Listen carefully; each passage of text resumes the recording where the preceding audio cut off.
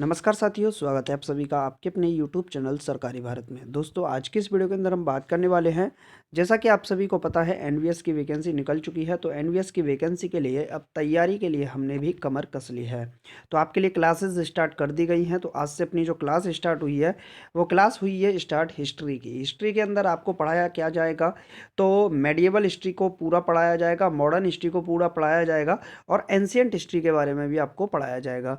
तो जो भी क्वेश्चन हिस्ट्री से रिलेटेड आपके बन सकते हैं वो सभी क्वेश्चंस आपके यहाँ पर कराए जाएंगे। तो पर डे क्लास चलेंगी लगभग लगभग किसी दिन आपको 70 सवाल कराए जाएंगे, तो किसी दिन आपको 100 सवाल कराए जाएंगे, तो किसी दिन आपको 200 सवाल तक भी वीडियो के माध्यम से पर डे मिलने वाले हैं। तो ये जो वीडियो है आपको हर रोज रात को 8:30 बजे समय से आपको मिल जाया करेगी। क्लियर है? तो जो भी स्टूडेंट तैयारी कर रहे हैं एनवीएस नवोदय विद्यालय भर्ती परीक्षा नॉन टीचिंग वेरियस पोस्ट के लिए इस बार सिलेक्शन लेना चाहते हैं, सीरियस कैंडिडेट हैं, अभी तक आपने चैनल को सब्सक्राइब नहीं किया है तो चैनल को सब्सक्राइब कर दीजिएगा। दोस्तों, आप सभी को बता दें आपके लिए हिंदी की क्लासेस भी स्टार्ट कर दी गई हैं, जिसके अंदर आपके सभी टॉपिक्स को कवर किया जाएगा। मैथ्स की क्लासेस भी आपकी 1-2 दिन में क्लास स्टार्ट हो जाएंगी।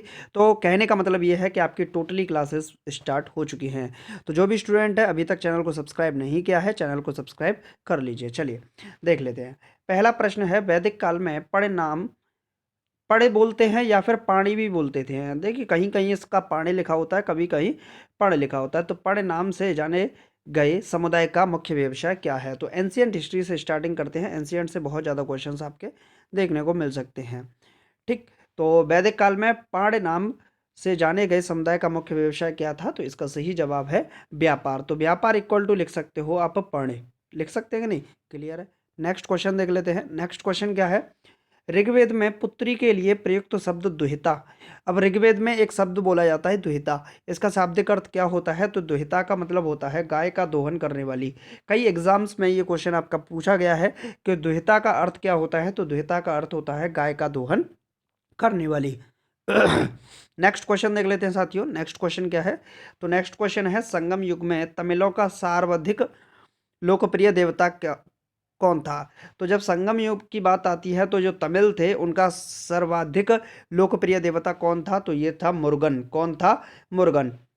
क्लियर है फ्रेंड्स? नेक्स्ट क्वेश्चन देख लेते हैं। नेक्स्ट क्वेश्चन है, मोहम्मद बिन तुगलक ने किस धातु में सांकेतिक सिक्कों का प्रचलन किया था? मोहम्मद बिन तुगलक ने किस धातु में सांकेतिक सिक्कों का प्रचलन किया था? तो इसका सही जवाब है कांस्य में। किसमें? कांस्य में सांकेतिक सिक्कों का प्रचलन किया था। नेक्स्ट क्वेश्चन है, गुजरात को जीतकर किसने दिल्ली सल्तनत में शामिल किया? देखिए, बात करें गुजरात की तो गुजरात को जीतकर दिल्ली सल्तनत में शामिल करने वाला जो सम्राट था वो था अलाउद्दीन खिलजी। अलाउद्दीन खिलजी ने गुजरात को जीतकर दिल्ली सल्तनत में शामिल कर लिया गया था। अब गुजरात विजय पर किसने फतेहपुर सीकरी का निर्माण करवाया था? ये क्वेश्चन भी आपसे पूछा जाता है। फतेहपुर सीकरी का जो बुलंद दरवाजा है उसका निर्माण किसने करवाया था? किस शासक ने करवाया था गुजरात जीत के उपलक्ष्य में? तो इसका सही जवाब है आपका सम्राट अकबर ने। किसने? अकबर ने। तो ये भी क्वेश्चन आपका कहीं ना कहीं पूछा जा सकता है। नेक्स्ट क्वेश्चन है साथियों, अमीर खुसरो को किस गायन शैली का जन्मदाता माना जाता है? तो अमीर खुसरो किस गायन शैली के जन्मदाता माने जाते हैं? इस ये माने जाते हैं कव्वाली शैली के। किसके? कव्वाली शैली के गायन शैली के जन्मदाता माने जाते हैं। कौन? अमीर खुसरो। अमीर खुसरो को क्या कहा जाता है? अमीर खुसरो को कहा जाता है तूती हिंद। क्या कहा जाता है? तूती हिंद के नाम से भी जाना जाता है। क्लियर है? ये भी क्वेश्चन आपसे पूछ सकता है। नेक्स्ट है, कबीर की मृत्यु के पश्चात उनकी समाधि कहाँ बनाई गई थी? कबीर की मृत्यु के पश्चात उनकी समाधि कहाँ पर बनाई गई थी? कहते हैं कि मगहर के अंदर जिसकी भी मृत्यु होती है उसको नरक मिलता है, ऐसा कहा जाता था उस टाइम पर। ठीक, तो कबीर साहब ने जो अपना अंतिम समय था ये यहीं पर बताया था मगहर में, और इनकी मगहर में ही मृत्यु हुई थी। क्लियर है फ्रेंड्स? नेक्स्ट क्वेश्चन साथियों क्या है? नेक्स्ट क्वेश्चन है, अकबरनामा के प्रख्यात लेखक अब्दुल फजल की हत्या किसने की थी? अकबरनामा के, देखिए पहला क्वेश्चन तो यही है, अकबरनामा को किसने लिखा था? तो ये लिखा था अबुल फजल ने। अब दूसरा प्रश्न बना, अबुल फजल की हत्या किसने की थी? तो ये की थी वीर सिंह देव बुंदेला ने। किसने? वीर सिंह देव बुंदेला ने अबुल फजल की हत्या की थी। नेक्स्ट क्वेश्चन क्या है साथियों? नेक्स्ट है, बागी शहजादे खुसरो को आश्रय देने के लिए जहांगीर ने किस सिख गुरु को मृत्युदंड दिया था? बागी शहजादे खुसरो को आश्रय देने के लिए जहांगीर ने किस सिख गुरु को मृत्युदंड दिया था? तो इसका सही जवाब है सिख गुरु अर्जन देव को। सिख गुरु अर्जन देव की हत्या किसके द्वारा की गई थी? तो जहांगीर सम्राट के द्वारा की गई थी। किसके लिए? बागी शहजादे खुसरो को आश्रय देने के लिए। नेक्स्ट क्वेश्चन साथियों क्या पूछा? पांड्यों का उल्लेख सर्वप्रथम किस विदेशी यात्री ने किया था? पांड्यों का उल्लेख सर्वप्रथम किस विदेशी यात्रियों ने किया था? तो इसका सही जवाब है दोस्तों मार्को पोलो ने। मार्को पोलो ने पांड्यों का उल्लेख सर्वप्रथम विदेशी यात्री ने किया था। नेक्स्ट है ब्यास नदी का प्राचीन नाम क्या है? काफी ज्यादा महत्वपूर्ण सवाल है, पूछा जाता है। ब्यास नदी का प्राचीन नाम क्या है? तो इसका सही जवाब हो जाएगा दोस्तों बिपाशा। क्या हो जाएगा? बिपाशा। बिपाशा जो है वो ब्यास नदी का प्राचीन नाम है। नेक्स्ट क्वेश्चन है 6ठी शताब्दी ईसा पूर्व में वत्स महाजनपद की राजधानी कहाँ थी? छठी शताब्दी ईसा पूर्व में वत्स महाजनपद की राजधानी कहाँ थी? तो इसका सही जवाब है दोस्तों कौशाम्बी में। कौशाम्बी में वत्स महाजनपद की राजधानी थी। नेक्स्ट क्वेश्चन की ओर देख लेते हैं साथियों। नेक्स्ट क्वेश्चन है पाटलिपुत्र नामक नगर की स्थापना किसने की थी? पाटलिपुत्र नामक नगर की स्थापना किसके द्वारा की गई थी? तो ये की गई थी उद्यन के द्वारा। किसके द्वारा? उद्यन के द्वारा। नेक्स्ट क्वेश्चन है मगध का प्रथम राजवंश कौन था? मगध का प्रथम राजवंश कौन था? तो इसका सही जवाब है दोस्तों हर्यक वंश। जो हर्यक वंश है ये मगध का प्रथम राजवंश था। क्या था? प्रथम राजवंश। नेक्स्ट क्वेश्चन देख लेते हैं साथियों। बुद्ध द्वारा गौ हत्या को बौद्ध मतावलंबी कहते हैं। बुद्ध द्वारा गौ हत्या को बौद्ध मतावलंबी कहते हैं। सही जवाब होगा महाविनिष्क्रमण। क्या होगा? महाविनिष्क्रमण। महाविनिष्क्रमण और किसको कहा जाता है? घर से निकलने वाले को भी बौद्ध धर्म को अपनाकर घर से निकलने वाले को भी महाविनिष्क्रमण कहा दिया जाता है। नेक्स्ट है सल्तनत काल में अश्वशाला के प्रधान को क्या कहा जाता था?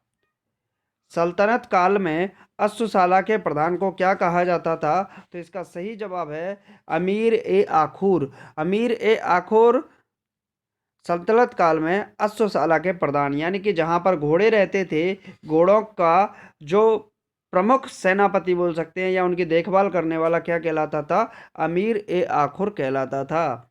नेक्स्ट क्वेश्चन क्या है साथियों? नेक्स्ट है खालसा पंथ की स्थापना तथा एक धर्माचार पाहुल किस सिख गुरु ने चलाया था? खालसा पंथ की स्थापना तथा एक धर्माचार पाहुल किस सिख गुरु ने चलाया था?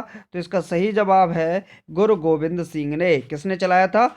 गुरु गोविंद सिंह ने चलाया था। नेक्स्ट क्वेश्चन है साथियों विशिष्टाद्वैत प्रवर्तक कौन थे? विशिष्टाद्वैत के प्रवर्तक कौन थे? काफी अच्छा सवाल है, डीप में पूछा गया है। तो इसका सही जवाब है रामानुजाचार्य। रामानुजाचार्य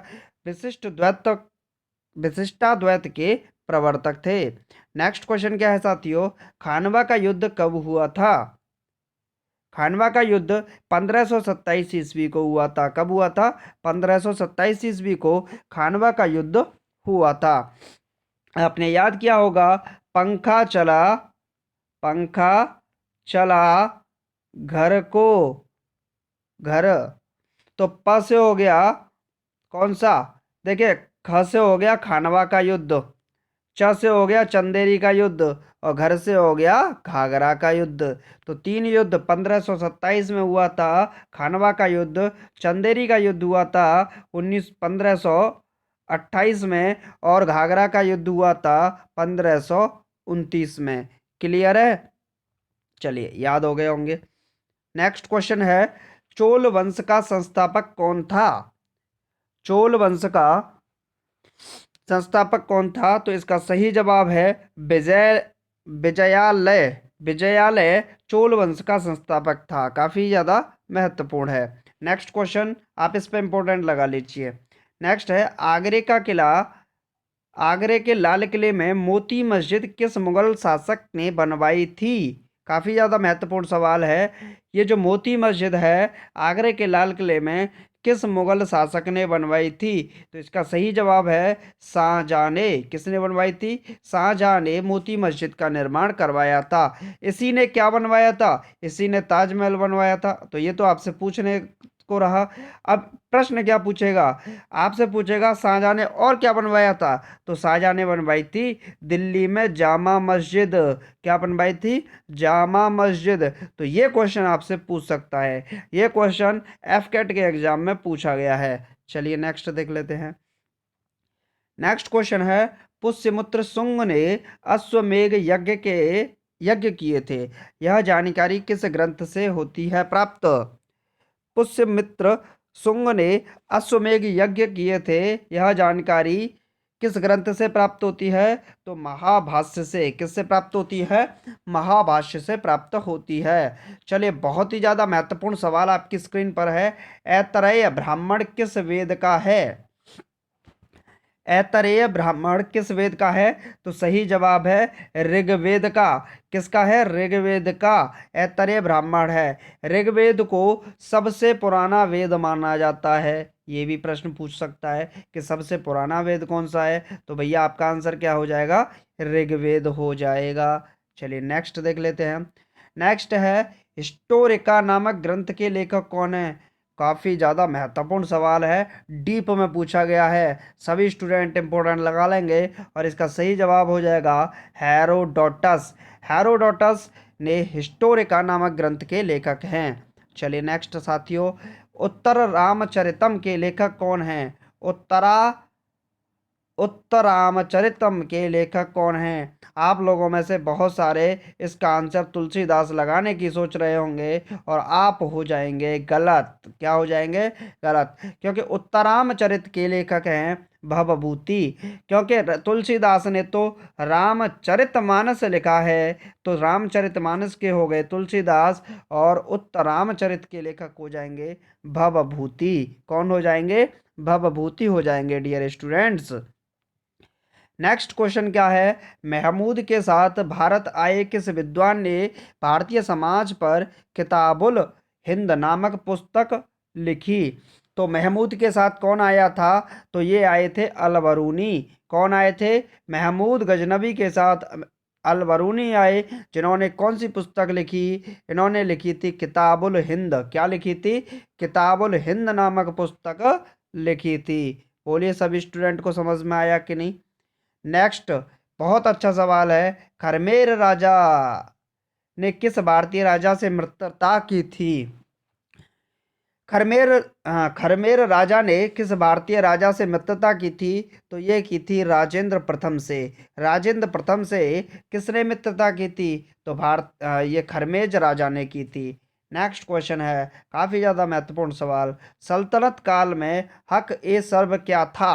क्या बड़ा सवाल पूछा गया है। हक ये सर्व क्या पूछा गया है? हक ए सर्व क्या था? तो ये था सिंचाई कर। क्या था दोस्तों? सिंचाई कर को बोलते थे हक ए सर्व। क्लियर है? किस काल में? सल्तनत काल में कहते थे। नेक्स्ट है नायब ए मामलिकात नामक पद का सृजन सल्तनत काल में किसने किया? काफ़ी ज़्यादा इम्पोर्टेंट है। नायब ए मामलिकात नामक पद का सृजन सल्तनत काल में किसने किया? तो मुइज उद्दीन बहराम शाह ने किया था। किसने किया था?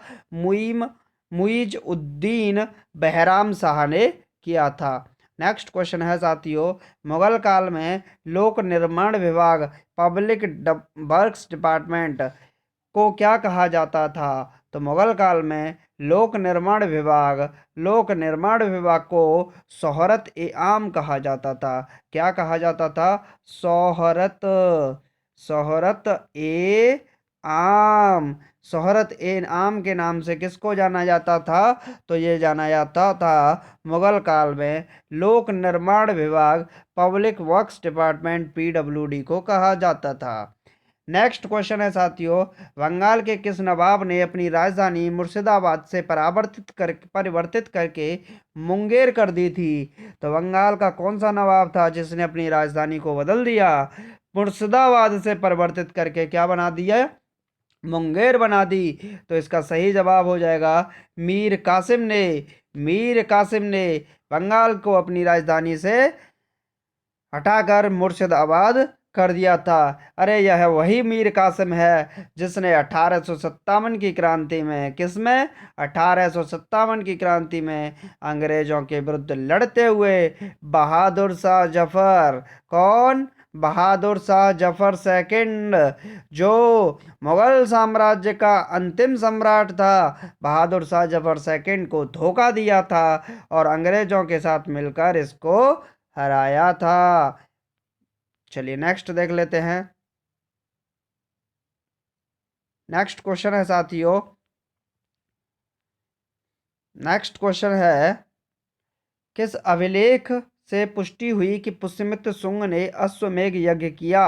तो अयोध्या अभिलेख से इस बात की पुष्टि होती है। किससे? अयोध्या अभिलेख से इस बात की पुष्टि होती है कि पुष्यमित्र शुंग ने अश्वमेध यज्ञ किया था। नेक्स्ट क्वेश्चन है साथियों, गिरनार में सुदर्शन झील का निर्माण किस शासक ने करवाया?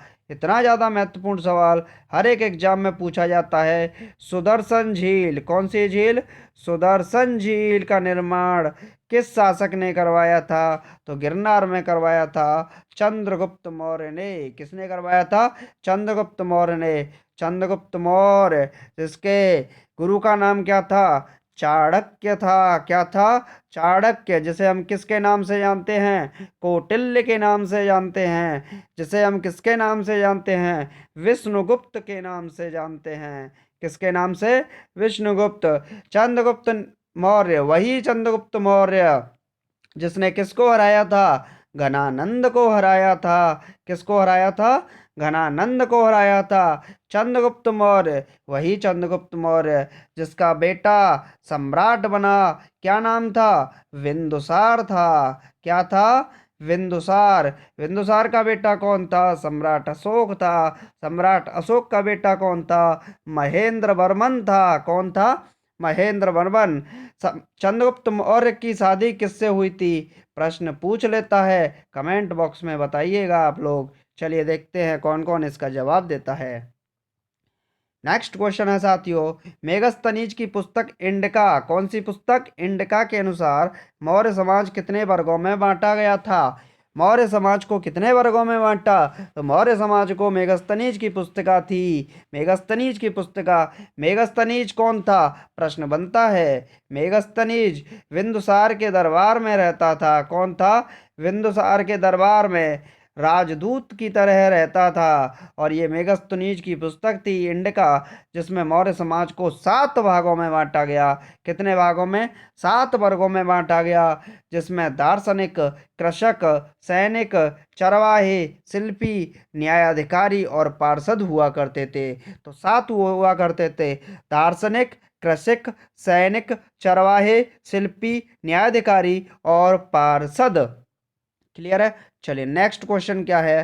नेक्स्ट है, कनिष्क की राजधानी कहाँ थी? कितना जबरदस्त सवाल पूछा है। तो कनिष्क की राजधानी थी पुरुषपुर, पेशावर के अंदर। पेशावर आज की डेट में कहाँ पर है? अरे भाई पाकिस्तान में, नल्ला पाकिस्तान के पास है आज अपना पेशावर। तो कनिष्क की राजधानी कहाँ थी? पुरुषपुर में थी। नेक्स्ट क्वेश्चन देख लेते हैं साथियों। नेक्स्ट है, नरसिंह वर्मन द्वितीय ने, नरसिंह वर्मन द्वितीय ने जिसकी उपाधि राजसिंह थी, कांची में किस मंदिर का निर्माण कराया? तो इसका सही जवाब हो जाएगा कैलाश मंदिर का निर्माण कराया था।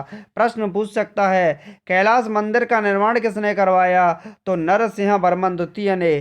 किसने? नरसिंह वर्मन द्वितीय ने कैलाश मंदिर का निर्माण कराया था। अगला सवाल है साथियों, एलोरा के प्रसिद्ध कैलाश मंदिर का निर्माण किसने करवाया था? एलोरा के प्रसिद्ध कैलाश मंदिर का निर्माण ये राष्ट्रकूट शासक कृष्ण प्रथम ने। नरसिंह देव प्रथम इसका सही जवाब होता है, लेकिन राष्ट्रकूट शासक कृष्णा प्रथम ने एलोरा के प्रसिद्ध, ये एलोरा का है, तो एलोरा के प्रसिद्ध कैलाश मंदिर का निर्माण करवाया था। अब प्रश्न एलोरा आ गया तो पूछ सकता है, एलोरा और दूसरा नाम क्या है? एक है एलोरा। दूसरा है अजंता। अजंता और एलोरा की गुफा कहाँ पाई जाती हैं? तो इन दोनों की जो गुफाएं हैं महाराष्ट्र में पाई जाती हैं। कहाँ पाई जाती हैं? महाराष्ट्र में पाई जाती हैं। तो ये प्रश्न पूछ सकता है। नेक्स्ट क्वेश्चन है, शेरशाह का मकबरा कहाँ स्थित है? प्रश्न जबरदस्त है, आएगा पेपर में, टकराएगा पेपर में, और इम्पोर्टेंट लगा लीजिए। शेरशाह का मकबरा कहाँ पर स्थित है? तो शेरशाह का मकबरा सासाराम के अंदर स्थित है। कहाँ पर? सासाराम। प्रश्न पूछोगे कि सर बताइए सासाराम कहाँ पर है? तो आज की डेट में सासाराम बिहार के अंदर स्थित है। कहाँ? बिहार में स्थित है सासाराम। और सासाराम के अंदर ही शेरशाह का मकबरा स्थित है।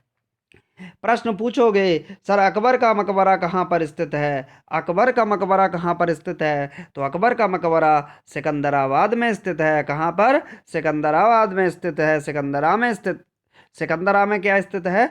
अकबर का मकबरा। अब आप लोग बताइएगा हुमायूं का मकबरा कहाँ पर है? कौन कौन बताएगा कमेंट बॉक्स में। देखते हैं आज की इस वीडियो का आंसर कौन देता है। नेक्स्ट है, सातवाहन वंश का महानतम शासक कौन था? सातवाहन वंश का महानतम शासक कौन था? तो इसका सही जवाब होगा गौतमी पुत्र सतकर्णी। गौतमी पुत्र सतकर्णी। गौतमी पुत्र सतकर्णी सातवाहन वंश का महानतम शासक था। नेक्स्ट क्वेश्चन देख लेते हैं साथियों। नेक्स्ट क्वेश्चन है, पहली बार किस अधिनियम के तहत गवर्नर जनरल की कार्यकारी परिषद में विधि निर्माण के उद्देश्य से किस भारतीय को मनोनीत किया? पहली बार किस अधिनियम के तहत गवर्नर जनरल की कार्यकारी परिषद में विधि निर्माण के उद्देश्य से किस भारतीय को मनोनीत किया? तो इसका सही है, किसी भारतीय को मनोनीत किया गया तो भारतीय काउंसिल अधिनियम 1861 के तहत, इंडियन एक्ट काउंसिल 1861 के तहत पहली बार गवर्नर जनरल की कार्यकारी परिषद में विधि निर्माण के उद्देश्य से भारतीय को सम्मिलित किया गया। अगला सवाल है दोस्तों, लोथल कहाँ स्थित है? बार बार प्रश्न पूछता है लोथल कहाँ पर स्थित है? तो लोथल स्थित है कहाँ पर? गुजरात में स्थित है। कहाँ पर स्थित है? गुजरात में। प्रश्न पूछ सकता है हड़प्पा कहाँ स्थित है? हड़प्पा। तो हड़प्पा आज की डेट में कहाँ पर स्थित है? पाकिस्तान में स्थित है। चलिए नेक्स्ट क्वेश्चन। चलिए हड़प्पा वाले का एक बार आप लोग चेक करके बताइएगा, मुझे थोड़ा सा डाउट है, लेकिन आप लोग बताइएगा मोहनजोदड़ो कहाँ पर है? तो हड़प्पा वाला एक बार चेक करेंगे सभी लोग। क्लियर है। नेक्स्ट देख लेते हैं। नेक्स्ट क्वेश्चन क्या है, प्रसिद्ध पारसी त्योहार नौरोज किस शासक ने प्रारंभ किया? प्रसिद्ध पारसी त्योहार है, कौन सा त्योहार है? नौरोज है। किस पारसी शासक ने प्रारंभ किया था? तो इसका सही जवाब है बलबन ने। बलबन ने प्रसिद्ध पारसी त्योहार था नौरोज। इसको हम किसके नाम से जानते हैं? अरे नवरोज के नाम से भी जानते हैं। और इसको शुरुआत किसने की थी? प्रारंभ किया था सम्राट बलबन ने। नेक्स्ट क्वेश्चन देख लेते हैं साथियों। किस गवर्नर जनरल के काल में अंग्रेजी उच्च शिक्षा का माध्यम तथा सरकार के कामकाज की भाषा के रूप में स्वीकार की गई? किस गवर्नर जनरल के काल में अंग्रेजी उच्च शिक्षा, अब आपका प्रश्न बनता है अंग्रेजी उच्च शिक्षा का माध्यम तथा सरकार का कामकाज की भाषा के रूप में स्वीकार की गई? तो इस सवाल का सही जवाब हो जाएगा लॉर्ड विलियम बेंटिक। क्या हो जाएगा? लॉर्ड विलियम बेंटिक इस सवाल का सही जवाब होगा। लेकिन हमारा मन इससे ना भरा, प्रश्न एक और पूछ सकता है लॉर्ड विलियम बेंटिक किससे संबंधित हैं? तो आपने सुना होगा राजा राम मोहन राय। राजा राम मोहन राय और दूसरे कौन हैं? Lord William Bentinck. इन दोनों ने मिलकर किसका अंत किया था? अरे भाई सती प्रथा का अंत किया था। तो सती प्रथा का अंत करने वाले कौन थे? लॉर्ड विलियम बेंटिक और राजा राम मोहन राय थे। कौन थे? राजा राम मोहन राय थे। दोनों ने मिलकर किसका अंत किया था? सती प्रथा का अंत किया था। चलिए शिक्षा से संबंधित एक शब्द आता है वुड्स डिस्पैच। वुड्स डिस्पैच, ये वुड्स डिस्पैच का संबंध किससे है? तो ये भी उच्च शिक्षा से संबंधित है। नेक्स्ट क्वेश्चन है साथियों, दिल्ली के लाल किले के अंदर मोती मस्जिद का निर्माण किसने किया? अभी अभी बताया था, अभी मैंने आपको बताया था जामा मस्जिद के बारे में, तो ये किया था किसने? शाहजहां ने किया था। लेकिन प्रश्न पूछ ले, दिल्ली के लाल किले में मोती मस्जिद, तो ये किसने किया था? औरंगजेब ने किया था। किसने? औरंगजेब ने। नेक्स्ट क्वेश्चन है, सांची का स्तूप किस वंश के काल में बनवाया गया था? तो सांची का स्तूप ये किस वंश के काल में बनवाया गया था? तो ये बनवाया गया था मौर्य वंश के शासनकाल में सांची के स्तूप का निर्माण करवाया गया था।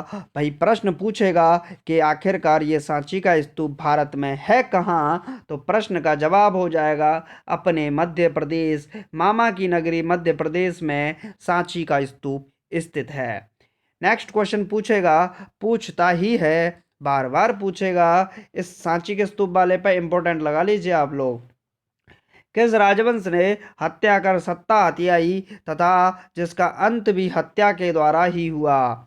मतलब हत्या करने के बाद सत्ता हत्या ली और खुद का भी अंत हत्या से ही हुआ, तो ये था शुंग वंश। कौन था? शुंग वंश था। नेक्स्ट क्वेश्चन है साथियों, हाथी गुम्फा अभिलेख कौन सा है? हाथी गुम्फा अभिलेख किसकी उपलब्धियों का विवरण है? तो सही जवाब है खारवेल की उपलब्धियों का विवरण हाथी गुम्फा अभिलेख है। कौन सा? हाथी गुम्फा अभिलेख। नेक्स्ट क्वेश्चन है, सिराजुद्दौला के साथ अंग्रेजों ने कौन सी संधि की थी? सिराजुद्दौला के साथ अंग्रेजों ने कौन सी संधि की थी? तो अली नगर की संधि जो की थी वो किसके साथ की थी? सिराजुद्दौला के साथ की थी। किसके साथ? सिराजुद्दौला के साथ। नेक्स्ट क्वेश्चन है, नरेंद्र मंडल की स्थापना का सुझाव किसने दिया? तो चेम्सफोर्ड सुधारों के तहत नरेंद्र मंडल की स्थापना का सुझाव था। अब आपका प्रश्न होगा कि ये चेम्सफोर्ड सुधार आया कब था? तो भैया 1919 में मॉन्टेस्क्यू चेम्सफोर्ड रिफॉर्म, मॉन्टेस्क्यू और चेम्सफोर्ड दो जो अंग्रेज थे इनके नाम पर लाया गया मॉन्टेस्क्यू चेम्सफोर्ड रिफॉर्म 1919 में, इसी का संबंध है। नेक्स्ट है, धन निकासी का सिद्धांत के प्रतिपादक कौन है? धन निकासी के प्रतिपादक कौन हैं? तो सबसे पहला प्रश्न ये सवाल तो आपसे पूछ लेगा धन निकासी के प्रतिपादक कौन हैं, लेकिन एक प्रश्न और पूछता है भारत की आय का निर्धारण सबसे पहले किसने किया था? भारत की आय का आकलन किसने किया था? भारत की जीडीपी के बारे में सबसे पहले किसने बनाया था? भारत के बारे में कि भारत की कुल आय कितनी है इसके बारे में किसने बताया था? तो ये बताया था दादा भाई नेहरू ने। किसने बनाया था? दादा भाई नेहरू ने। दादा भाई नेहरू ने भारत की आय के बारे में बताया 1868 में, 1868 में इन्होंने बताया था। तो धन निकासी का सिद्धांत भी किसने दिया? दादा भाई नेहरू ने। नेक्स्ट क्वेश्चन देख लेते हैं साथियों, सल्तनत काल में किले की सेना के खर्च के लिए निर्धारित भूमि को कहा जाता है? सल्तनत काल में जब किले की सेना होती थी तो उसका खर्च का जो निर्धारण की भूमि होती थी उसे कहा जाता था मफरुज। क्या कहा जाता था साथियों? मफरुज कहा जाता था। नेक्स्ट क्वेश्चन है, सल्तनत कालीन प्रांत की सेना क्या कहलाती थी? सल्तनत कालीन प्रांत की सेना क्या कहलाती थी? तो हसमे अतराफ कहलाती थी। क्या कहलाती थी? हसमे अतराफ। नेक्स्ट क्वेश्चन है सॉरी। नेक्स्ट है, ग्वालियर अभिलेख के अनुसार अरबों को सिंध से आगे बढ़ने से किसने रोका? तो ग्वालियर अभिलेख के अनुसार अरबों को सिंध से आगे बढ़ने से किसने रोका? तो नागभट्ट ने रोका था। ग्वालियर अभिलेख के अनुसार अरबों को सिंध से आगे बढ़ने से नागभट्ट ने रोक लिया था। तो दोस्तों आज की वीडियो में तो सिर्फ हम इतना ही पढ़ने वाले हैं, लेकिन आप सभी को बता दें जो भी हम पढ़ रहे हैं बहुत ही ज़बरदस्त पढ़ रहे हैं। अगर इसी तरीके से हमारी तैयारी चलती रही, बेहतर तरीके से हम पढ़ते रहे और यही इसी तरीके से, तो मेरे पास इतने सारे क्वेश्चंस हैं कि आपके एग्जामिनेशन का तो कोई क्वेश्चन इसमें से बचेगा ही नहीं। ठीक, जिसने भी एक बार इनको कर लिया 100% नहीं 100% उनका क्वेश्चन एग्जामिनेशन में फंसने वाला है।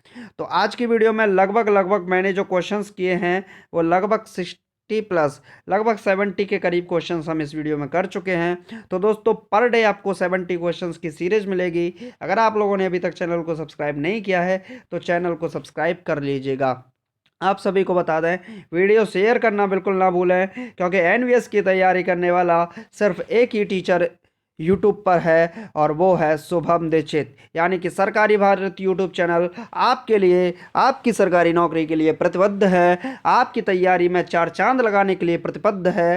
तो आप लोगों का भी कर्तव्य बनता है, वीडियो को ज़्यादा से ज़्यादा शेयर करें, चैनल को सब्सक्राइब करें। हर एक वो साथी, हर एक वो भाई, हर एक वो बहन जो आस लगाए हुए है कि अब की बार एग्ज़ाम फतह करना है। तो दोस्तों आप सभी को बता दें, एनवीएस की तैयारी तो सिर्फ हमारे चैनल पर ही कराई जा रही है। आप लोग सर्च कर सकते हैं पूरे यूट्यूब पर, आपको कहीं भी कोई भी टीचर नहीं मिलेगा जो एनवीएस की तैयारी करा रहा हो। जहां पर लगभग 7 से 8 लाख कैंडिडेट ने फॉर्म फिल कर दिया है अभी तक, लेकिन चैनल कोई भी क्लासेस नहीं है, तो उनके लिए हमारे चैनल पर क्लास चल रही हैं। तो आपका कर्तव्य है चैनल को सब्सक्राइब करके वीडियो को शेयर करके ही जाएं। बाकी आप लोगों की इच्छा। जय हिंद, जय भारत। राष्ट्र हित में शिक्षा है जरूरी। This is Shubham Dikshit. Thank you for watching this video.